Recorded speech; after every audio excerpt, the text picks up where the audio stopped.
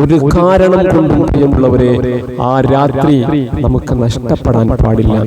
ആ രാത്രി കിടന്നുറങ്ങുന്ന മനുഷ്യനെ സംബന്ധിച്ചിടത്തോളം അയാൾ ദുനിയാവിലെ ഏറ്റവും വലിയ നഷ്ടക്കാരനാണ് എന്ന് നമുക്ക് പറയാൻ കഴിയും. ലൈലത്തുൽ ഖദ്റിന്റെ രാത്രി കിടന്നുറങ്ങുന്ന മനുഷ്യനുണ്ടല്ലോ സുഹൃത്തുക്കളെ, ദുനിയാവിലെ ഏറ്റവും വലിയ നഷ്ടക്കാരനാണ്. പടച്ചവൻ ഇത്രമേൽ വലിയ ഒരു അവസരം അവന്റെ ജീവിതത്തിൽ കൊടുത്തിട്ട് ആ അവസരത്തെ ഉപയോഗിക്കാൻ സാധിച്ചില്ലല്ലോ എന്ന ഖേദം ഒരു സംശയവും വേണ്ട.